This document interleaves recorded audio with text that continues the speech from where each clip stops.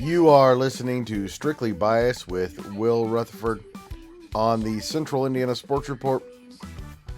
Will's reaction to Week 8 in the NFL.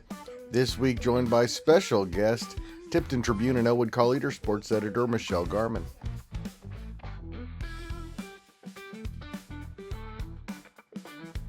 Welcome back, everybody, to the latest edition of Strictly Bias with yours truly, Will Retherford. I have a very special show for you guys tonight. We are joined by the legend, Greg Mengelt. We are also joined by the editor of the Tipton Tribune and call leader, a lady that I call the greatest of all time, Michelle Garmon. Thank you so much for joining us tonight. You're welcome, Will. I always enjoy it. I always love when we're on together and we get a little debate each other a little bit at times. There are times we agree with each other. We are going to do a little different of a show tonight. Michelle and I are going to, argue, make our statements for our 3 losers and 3 winners for the week, and then also talk about the 5 most likely teams to win the Super Bowl. Greg will take a back seat tonight. But first, Greg, I have a lot to say, but what would you like to know? Will, was there enough good football in the NFL this weekend for you to make your lists? It was hard this week. In fact, there was a winner that was the Las Vegas Raiders solely because they did not play, so they had to win because they've done nothing but lose.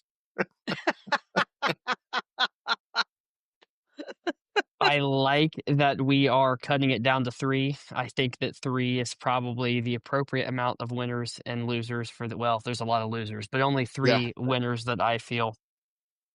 It was a rough weekend for sure. Week 8 brought a lot of blowouts.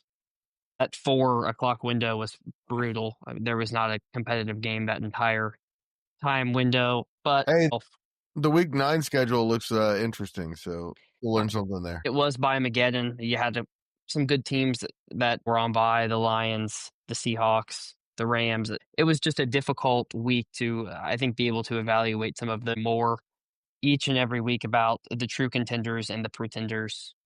But here we are. Hey, Will, who are the winners and the losers of the week?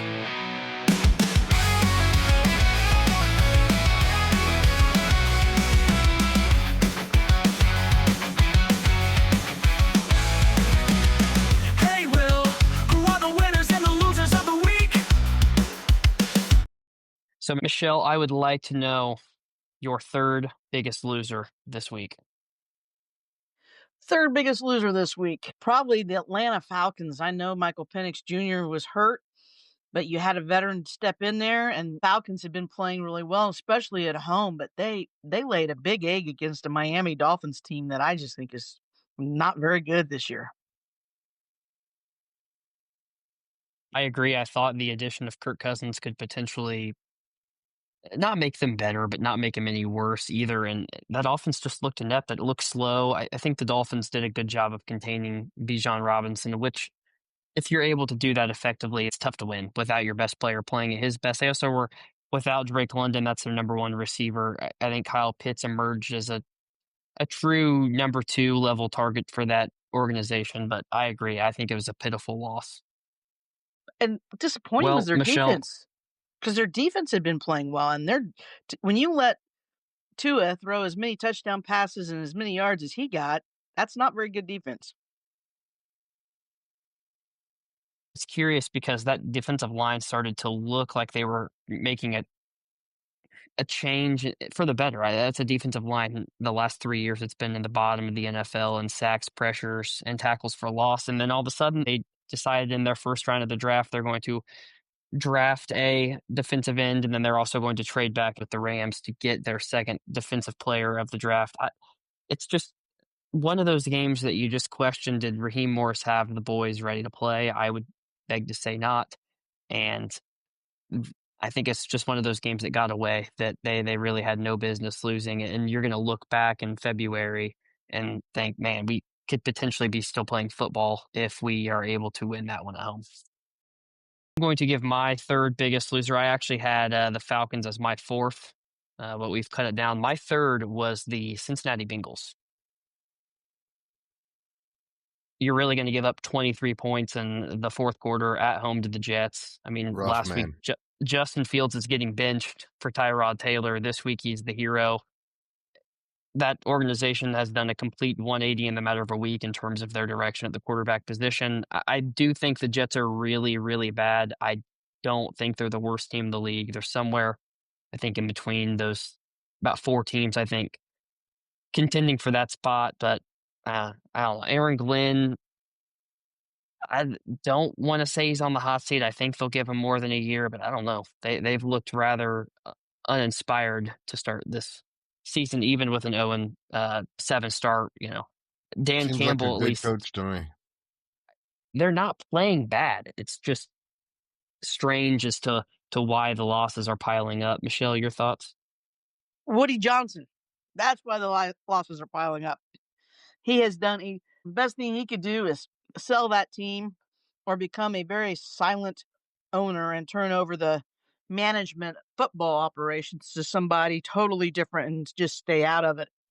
The New York market, so expectations, but I think he is probably at the top of the list when you talk about problems with the Jets.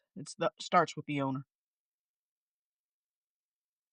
I tend to agree with that. I think you actually hit the nail right on the head as far as the ineptitude with that organization. I just don't see him turning a corner anytime soon. I know that Jets fans don't want to hear that, but they're outside of corner and their number one receiver, they're really bad. With that being said, who's your second biggest loser for the week? My second biggest loser for the week was actually going to be the Cincinnati Bengals because of what they did. They turned a corner. They had a chance to be right there, surprisingly right there with Pittsburgh at the top of that division. I mean, that division has been in shambles, and you're without your franchise quarterback and Joe Burrow, who's supposed to come back at this time. All you have to do is win the games that you're supposed to win, and beating the Jets is one of the games you're supposed to win. It's just one of those games that it's just unacceptable, and that division is so wide open to win. Yeah, and it is. It absolutely is. flushing it. It just seems to me like Zach Taylor can never win the game that he has to win, and I think that could potentially result in his job being lost at the end of the year. I don't want to call for his job. I don't think he's done a horrific job. He's been dealt a tough hand as far as the Burrow injuries year in and year out, but there's at some point got to be some answering for the continued struggles of this team. So, Michelle, I'm curious as to what you think about this next team I've had for my second biggest loser. I have the Chicago Bears as my second biggest loser for the week. And let me tell you why. First, I want to ask you a question to see where you stand. Can we admit that Caleb Williams has been largely underwhelming for the beginning of his career? I will tell you, underwhelming. I thought Caleb Williams was overhyped and overvalued going into the draft. I never thought he was the number one draft pick. I always look at what he did on the field was fine, but there were actions of his last year at USC that he did that I just didn't think he had good leadership skills. And I don't think if you're the kind of guy that can't buck it up and put the teams on your back and do that, I don't know how you can go in and kind of carry a franchise. I don't think he's the guy. I don't think he's a bad quarterback, but I just don't think he is I don't think he's the guy. And I'm not so sure that Ben Johnson thinks he's the guy either, which that for Caleb Williams, that has to kind of be a scary thought for him, thinking what is his future, because I'm not sure Ben Johnson really is convinced he's the guy.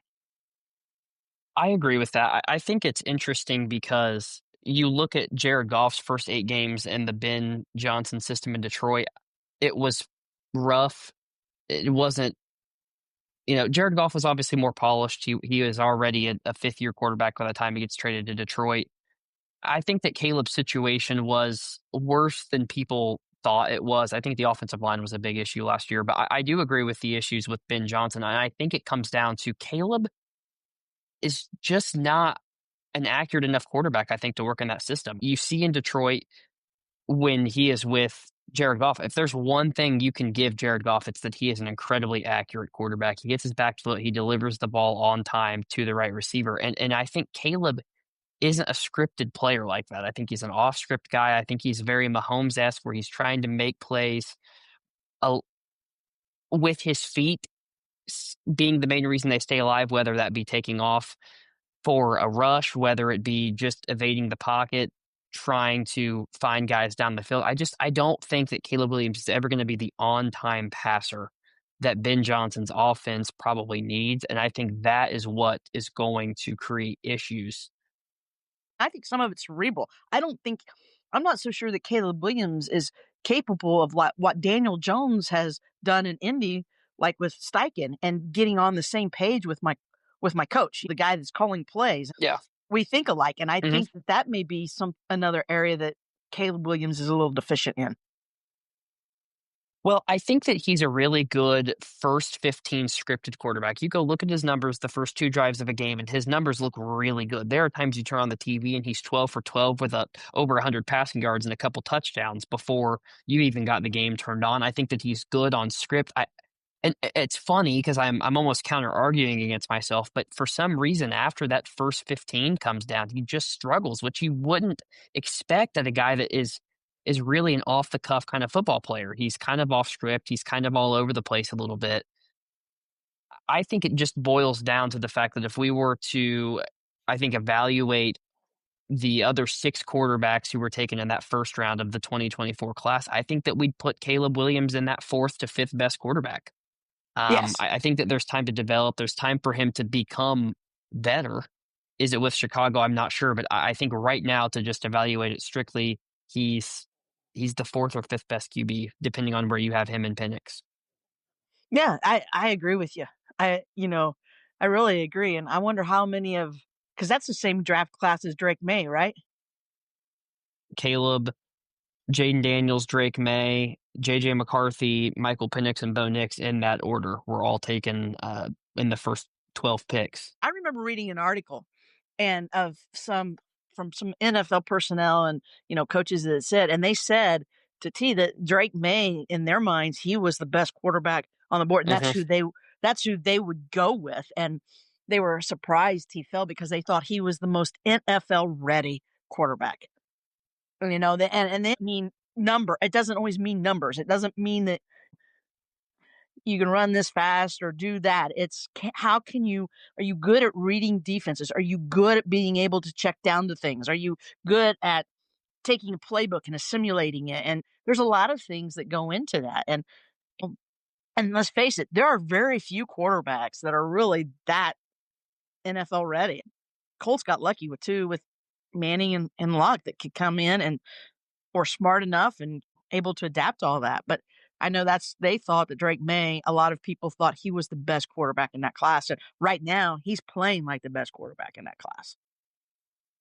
Absolutely. Well, I think we're going to save the Patriots for our winners segment. I think you probably have a little bit to say. I definitely have a little bit to say. Who was your biggest loser for the week? Because they beat the Browns? Will. That's for another. Come on. I'm going to take a little victory lap. So you're just going to have to sit here and let me do it after we get Michelle's biggest loser. Okay, my biggest loser was the Pittsburgh Steelers because they're at home. The Green Bay Packers had not won in Pittsburgh since 1970. You had Aaron Rodgers, who's going against his former team, and a lot of times that happened. I mean, Brett Favre, the first time he faced the Packers, he beat them. Just think, because that's a little extra motivation. You're at home in that game, and they could have really cemented. They could have taken a 2-game lead in that division. And to me, they're the biggest losers because what's happened to the infamous Steel Curtain? That defense has been not been very good for the last few years, and it's now to the point it's atrocious. Outside of T.J. Watt and Hayward, who else do they have? Their secondary is terrible. Well, Michelle, I'm glad that you said that because they were also my biggest loser for the week. I'm so tired of the narrative that the Steelers are good. It's just so annoying to me that they constantly get away with oh, Mike Tomlin's a great coach. Oh, he never had a losing season. They have accomplished next to nothing since they won that Super Bowl in 2000, I believe 2010. It's just baffling to me. They let Jordan Love go for 363 touchdowns. He completed 20 passes in a row at some point during the game. They had no sacks. They had no turnovers. They're the highest paid defense in the league.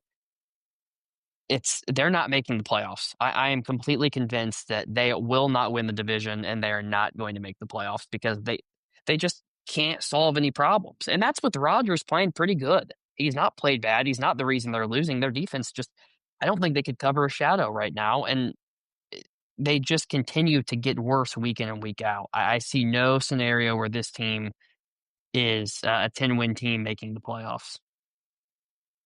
I agree with you, and I see a lot of Steelers fans on X. They're ready. They're ready for a change at the top. I know somebody suggested that they try to instead of firing Tomlin, try to trade him for draft picks or something to another team that would love to bring like a Mike Tomlin in that needs a new perspective. But yeah, the Steelers they're not the vaunted, feared Pittsburgh Steelers anymore, and they hadn't been that on the road as of late, but, they'd still been a pretty good home team until the last 3 years, and they don't even have that home field advantage. And, of course, I don't care. Everybody says Cowboys are America's team. I disagree. I think it's the Packers. When you can hear chants, "Go Pack, go" at an away game coming through your TV, and especially at a place like Whatever. Pittsburgh, they're just, hey, great, it is. I mean, the Packers travel well. They really do. And they have fans everywhere. But I think that tells you just how much people have lost faith in the Pittsburgh Steelers. For Green Bay to have My that many favorite team is fans America's in the team. stands, that means Steeler fans are selling their tickets. And they don't care that Green Bay might have more My fans. favorite team is America's team. Blah blah blah. No, I'm just saying everybody wants to say the Cowboys are America's team. I don't believe they are. Michelle, I think it's time to get to our winners now. If everybody would stay with us, we are going to have our 3 winners for both of us coming up in just a second. We're back to the right side of history, the winners. Please tell me, who is your 3rd biggest winner of the week? As Pittsburgh was my biggest loser, I think the Packers are my 3rd biggest winner because they did go into Pittsburgh, a place they hadn't won since 1970. And it was kind of like a statement game, especially the way they played in that second half and back-to-back road games. And this is like, I think they have to do that like 3 times this season, have some more. And so I think for them, that's a team that's young. They got Christian Watson back. I mean, Tucker Kraft is a stud at tight end, but Jordan Love is finding all of his weapons. They've got a lot of weapons, and if they can stay healthy, that will be for them. That's the key. But that they needed that win because they only have they're not very far ahead of the Detroit Lions, who are going to be breathing down their neck. So to me, that was a big win for them to go into the road on there and get that, especially on a weekend where I thought that we had a lot of blah games. Over the last 2 or 3 weeks, Will, you and I started to have some questions about the Packers. I thought that was a pretty big statement win, especially after falling behind early. Absolutely, Michelle. I think you were brought onto this show to argue with me, and so far I think we're 4 for 4 in agreement because I also have the Packers as my 3rd biggest winner of the week. I think an important thing to note about Jordan Love, he is very capable of propelling this team to a Super Bowl.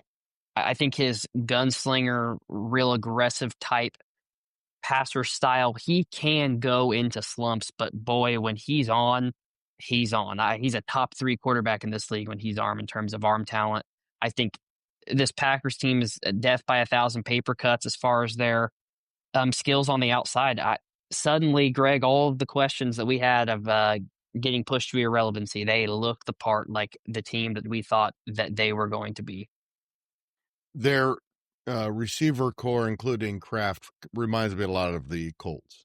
I had Kraft as my number 1 receiver for the Green Bay Packers at the tight end position as well. I couldn't agree more.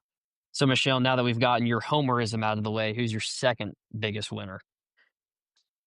My homerism. I'll tell you that was hard, but to.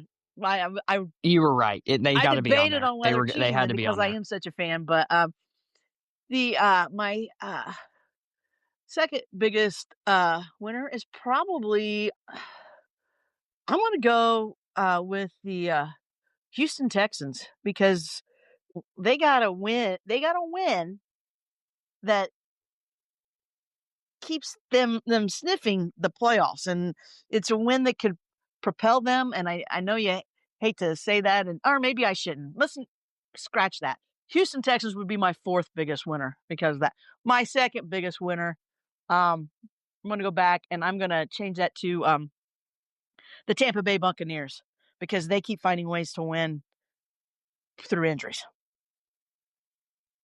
They're not always pretty wins, but they're winning and they're controlling the NFC South. And because of the other teams losing yesterday, that helped them up their lead. I will go with the Buccaneers. I think it's hard. And I'm not putting the Jets in the top 3 of winners. They might be number 4. They might even push Houston down to 5 and be 4, but they're not in my top 3. It's important to note with that Bucs team that Bucky Irving hasn't played for 4 weeks, and came on as a huge rookie asset for them last year. He looked really good the first 3 weeks of the season. So I think it's important to recognize that their run game is going to even continue to get better. I think they have enough depth at the receiver position. Like Buka, he's battled some soft tissue injuries. I think you hope you get Jalen McMillan back. He really cemented himself as a great number 3 option for that team last year, and number 2 after Chris Godwin's injury. Not sure on Mike Evans. I think there's a situation where he probably comes back for the playoffs. Chris Godwin, he's going to be back as well. The fact that they are at a point where they're 6-2 and you've really been without your 3 best playmakers is pretty impressive. They're not on my list for the fact that they beat the Saints, and that doesn't warrant to me being there, but their defense looked great, and they just keep on keeping on. My number 2, and it's going to get Greg riled up. I can't wait for this. Is Denver Broncos once again. I'm just hot to trot with Bo Nix. I am so in love with him as a quarterback. I don't love Bo Nix, but that was a great win, and they're a good team. Greg, I don't know how you can't finally admit it. He has 52 total touchdowns in his 25 career games. He's better than I thought he'd be. He's a winner. I'm going to keep on going. Yeah, he's a winner. He's a winner. I think in fact, Michelle, I've got stats that prove he's a winner. Yeah, well, to me, sometimes that's more important than you can have a quarterback that has a completion rate barely over 50% and doesn't throw for a lot of yards, but he's a winner and he can lead. He's a winner and he can lead. And when you have a good defensive team, Jim McMahon, he was a leader. He was a winner for the Bears. I know the Bears rode the defense and they had Peyton Manning. Bo Nix wishes he could be Jim McMahon. I don't know what your problem is with Bo Nix. Incredible. He is a winner. He won. I think he's a good quarterback. I've seen him play one playoff game, and he didn't seem like a winner to me. Michelle, please let me. I've got all the stats to back my argument up. Okay, go with it. So I said 52 total touchdowns in his 25 career games. That's more than any other quarterback from his draft class. In fact, he is the only quarterback that averages over 2 touchdowns per game, total touchdowns per game. The draft class he was drafted, the 6th quarterback taken. He's also tied for 5th from 2024 until this past week in total touchdowns for quarterbacks. He's behind Josh Allen, Baker Mayfield, Lamar Jackson, and Jared Goff. And then it's Bo Nix right there. Guess who he's tied with? Jalen Hurts, another guy we consider a winner. To even add to my point, there are only 3 quarterbacks in NFL history to have over 50 total touchdowns and less than 20 turnovers in their first 2 games. Who are they? Patrick Mahomes and Dak Prescott. I don't know. You say the one playoff game he played in with 0 receivers against a Bills team that we thought was absolutely incredible and was bound for the Super Bowl, and he didn't look horrible. He was under pressure the entire game. These regular season stats, how many points I just don't know how. He scored 7 points in that playoff game. I'm aware. I watched it. Peyton Manning had bad playoff games, Greg. Great quarter. I mean, Patrick Mahomes looked terrible in the Super Bowl last year. I'm telling you, doesn't make Patrick He's doesn't mean 0 for Peyton 1. Manning and Patrick Mahomes aren't winners or weren't winners. Do you think Justin Herbert's better than Bo Nix, Greg? Hell yeah. They have the same amount of playoff wins. I don't care. I've seen them both play, and Justin Herbert's way better. Okay, so since Bo Nix entered the league, he's statistically been better than Justin Herbert. He has won the same amount of playoff games, but we can confidently say that Justin Herbert is just, without question, a better quarterback than Bo Nix. I just don't know how you make that argument, but I've you've seen at them both least been play. consistent. You've at least been consistent. I've seen both of them play. That's why. Well, Michelle, I'm going to give my number one before you do because it's relevant to the conversation. I had the Chargers as my biggest winner for the week. And interestingly enough, Justin Herbert is all you need to say about that game. He played lights out. I will, I guess, say a little extra. Joe Walt, when he plays for this team, they are 4-0. They've only won one game without him. They're 1-3 with him not in the lineup. Arondre Gadsden looks like the second coming of Antonio Gates in a Chargers uniform. And He speaking looks of like the second uniforms, coming of Arondre Gadsden Sr., man, who came from out of nowhere and was really good for a long time. yeah, he's awfully good. I think that he's somebody that a lot of teams wish that they could potentially get back in the draft. I think he's going to be an elite tight end. Speaking of uniforms, though, those Chargers throwbacks are so clean. That's got to become their permanent uniform. They look so good in those. Michelle, your biggest winner of the week. Well, I forgot about because the Chargers played on Thursday, right? So I kind of forgot about that, but I'm going to agree with you. That Chargers game, Chargers probably are the biggest winners. I think they were in a situation they desperately needed a win, especially with Denver playing so well right now, and the Chiefs they're getting ready to make a run.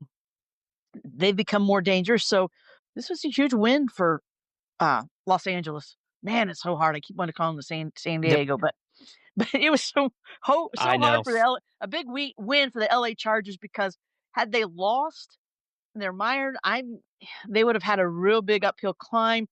Herbert played great. The one thing I would like from Herbert, and this is why I'm not going to sit there and say he's better than Nix, Greg, is because I don't think Herbert has been consistently good throughout his career. I think he has had stretches where he looks good, and then he goes into games where he should look good, and he doesn't play well. This is kind of a make or break season for Justin Herbert. If he wants to get a great big paycheck, he's going to have to continue to play very well, similar to how he did Thursday through the rest of the season. I would like to preface by saying my argument was not to diminish Justin Herbert. It's just he is a great example of somebody that has a phenomenal regular season career. He is an excellent quarterback. If I was starting my franchise right now and I had my run of the litter, I would strongly consider taking Justin Herbert with my first pick. I think he's excellent. I'm just saying that he has also not won in the postseason, and I think it's important to say just unequivocally that a player is better than another, but we use playoff wins as the measuring stick for that. I don't think that's necessarily valid, but to each their own. It is sports media. I'm just saying he's really good against certain defenses, and when he goes up against really good ones, he's going to lose because he's limited. Okay, that's fair enough. And you know what, Greg? Thank you for getting your last word in. I think we'll just move on to the 5 most likely win the Super Bowl on that, if our viewers would be kind enough to stay with us. And well, who are the 5 teams most likely to win Super Bowl 60 in the play? Welcome back, everybody. We are here for the 5 most likely win of the Super Bowl. Michelle, why don't you just rattle off your list in order for me right now so we can laugh at it? In order, that's a tough one for me because I was coming up with a list. I don't know. Packers number 1, Packers number 2, Actually, Packers number 3, Packers number 4. No. The defending Super Bowl champions, the Philadelphia Eagles, are number 1, especially if they find a way to unload A.J. Brown. I think they're a much better team when he's not in the mix or on the field. Philadelphia, Green Bay, people aren't going to like it because they're not even in a playoff spot right now, but I won't count them out as long as Andy Reid is the coach and Patrick Mahomes is the quarterback, and that's Kansas City Chiefs. So I've got 3, right? Trying to get down Yep. to 4 and 5. I'm still going to say, because I do think that I'm anxious to see, but it was a good comeback off a bye and a win. I'm going to Buffalo Bills are still in there with me just because they have Josh Allen, and if Cook can continue to run like he did yesterday or give them positive ground yards on the ground, that's just great for Buffalo, especially as the weather gets colder. So that's 4. The fifth is kind of hard for me. Might as well slap Shane Steichen right in his face. There should be no. You've already missed the team that should have been the obvious answer. Well, no, they're not the obvious answer because of that recent post. See, they haven't been to the playoffs. We don't know if this team is gonna. They could crap the bed if they make it to the postseason because they haven't been there, and we don't know how because there's a certain more nerve. There's more nerve. There's a lot of things that go into it. So I'll put the Colts. I'll put them at 5 right now. 5. Two or three others that possibility: Tampa Bay, Detroit. So Okay. yeah, I think it's a respectable list. You've got the Eagles a little higher than I think they should probably be there based on how they've played so far. But it's not a bad pick either. I think you do have to beat the champ to be the champ. So sit through my list. Let me know what you think. So I have my number 5 team's the Packers. My number 4 is the Chiefs. I had them there last week. Greg kind of I think he was a little hesitant to the idea of it. I said I want to be a week early than a week late because I think this offense is really coming on. They looked really good with the addition of Rashee Rice back into the lineup.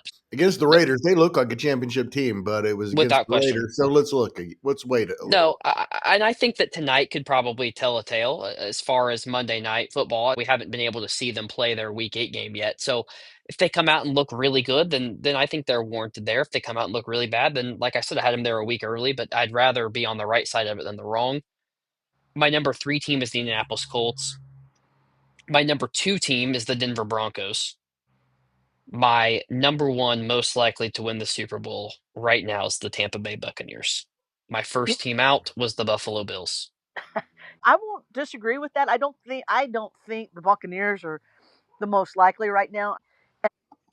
Here's my caveat to the Bills. Their defense is not good enough to win a Super Bowl as constructed right now. Whether they added the deadline, sure, but good offenses are going to absolutely torch both the Bills secondary and their front 7. I don't think they have the horses to run with the Colts offensively. And right now, the Colts would not be a team I'd want to get in a shootout with because they can score at any moment with any player at any time. I, I just think that the Bills they're only on this list because of Josh Allen. If you turn off the TV and you just watch the game flat out, I think you would see this team has weaknesses that they have not had in years past. They've usually been a really good defense there. They're struggling right now, and they could add at the deadline and end up in a much better spot. And we could come back and have this conversation and say they should have been there early, but I think right now I just don't see a path in that. I don't think they're going to be the number 1 seed, to be honest with you. And Michelle, I think part of the reason I have the Bucks up at number 1 is that they're going to have home field. They play in the worst division in football between the Saints, the Panthers, and the Falcons. They're going to have home field advantage probably for the entire playoffs. But don't you They're think going those to cold get, weather I think, teams an will extra love week. going down south and playing in great weather? Sure, if it depends on where you're coming from. If you've been playing in Philadelphia where it's 25 degrees for the last 6 games and all of a sudden you go to Tampa and it's 80, I think you're going to have a tough time acclimating to that, to be honest with you. I think that there's an advantage one way or another. But if Tampa Bay gets to play all their games at home and they don't have to go to any cold weather stadiums, they can run a gun with anybody. And they have shown a tendency to be able to win close games one way or another. It's a really gritty team with Baker as their quarterback. I think that you're sleeping on them just a little bit, but Love this team.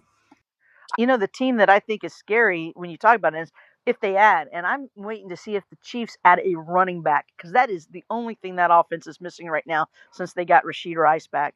They're missing a runner that can rush for 100 yards in a game if they need him to. Pachinko is not. I mean, he's okay, but he is not super physical, and in some of those weathers. And Kareem Hunt, he is, he's on the twilight side of his career. So Mhm. I think they could Yeah, use what a my tough nose back is what I think. running backs struggle at trades though. They struggle coming in mid-year. There's a lot as far as the pass protection, as far as the run gaps, learning your offensive line. I don't think it's as easy as a fix as we just bring in a running back and all of a sudden we're great again. I'd be interested to see if they continue to use Brashard Smith more in kind of that scat back role that he looks like he's been pretty good in. I think that he could be a real change up in terms of the battering ram that you get from Pacheco and Kareem Hunt, but only time will tell. I mean, we haven't got the chance to watch him week 8 at the time of this recording. We could come back with a completely different conversation if Pacheco goes off for 150 rushing yards and they look like a brand new team. So the Chiefs are awfully dangerous. I think that they're not sneaking up on anybody. I think if I'm a team like Jacksonville who got to see them the game before they were great, you're pretty happy that you got a win there. But there's still some question marks, I think, around that backfield. Because, like I said, I was exfoliating, and Tampa Bay was right there in my top 5 too. I was trying to decide. To be honest, I really think the NFC has more teams that are capable of, or most likely to go to the Super Bowl than possibly the AFC. I really think the Chiefs, the Bills, That's and the an Colts are, to me, outrageously hot take. possibly the Broncos. And you're right, possibly the Broncos. I think the Broncos are a team that need to be at home. That Mile High Stadium, the altitude, I think it helps them with a little bit of a home field advantage. So I'm anxious for the season to progress. I'm anxious to get done with all of the buys. I don't like the way the NFL. I like the buys, but I don't like the way they do them. I think they're unbalanced. There's some weeks you hardly have a game worth watching. Everybody, we had a great conversation. Unfortunately, Michelle Garmon did have to step away a little early, but we will be back next week with the latest edition of Strictly Bias with Will Retherford. It may or may not have a Green Bay Packers bias to it. Good. If it does, just fair warning, PSA for everybody, there will be a Green Bay Packers bias. Basically, we're just going to start putting a cheesehead logo on our show if Michelle joins. That's right.